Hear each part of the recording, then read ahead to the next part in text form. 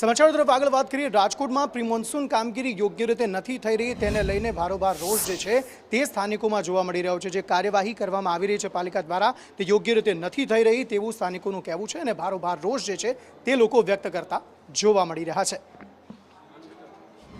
રાજકોટની અંદર હોકળાઓ છે, પ્રી મોન્સૂન કામગીરી જે કરવાની આજ સુધી થઈ નથી। વરસાદની જે પાણીની જે સમસ્યા કે નિકાલની કોઈ વ્યવસ્થા નથી। પ્રી મોન્સૂન કામગીરી એટલે ખરેખર પહેલાં ચોમાસા પહેલાં હોકળા સફાઈ, ડ્રેનેજની લાઇન સફાઈ, આજ સુધી કાંઈ થયું નથી। આ ભાજપના શાસકો છેલ્લા મોટી મોટી વાતો કરે છે, આમાં પણ મોટો ભ્રષ્ટાચાર છે।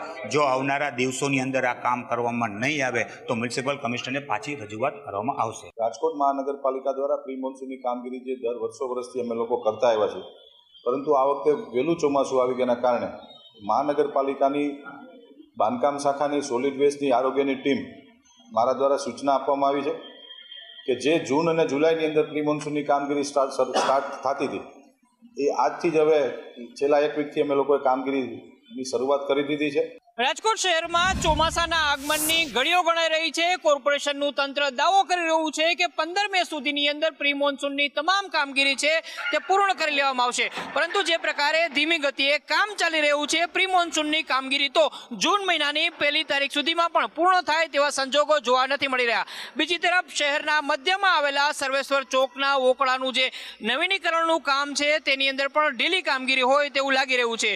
કોર્પોરેશને દાવો કર્યો હતો કે જૂન મહિનામાં આ ઓકળાનું જે કામ છે નવીનીકરણનું એ પૂર્ણ થઈ જશે, પરંતુ જે પ્રકારે કામની ગતિ છે અને આપ જે પ્રકારના દ્રશ્યો જોઈ રહ્યા છો, દિવાળી સુધી આ કામ પૂરું થાય તેવા કોઈ સંજોગ જોવા નથી મળી રહ્યા।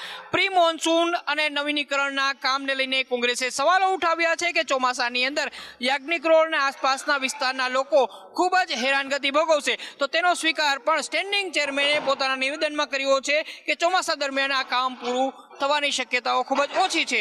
કેમેરામેન વિપુલ બોરીચા સાથે મયુર સોની, સંદેશ ન્યૂઝ, રાજકોટ।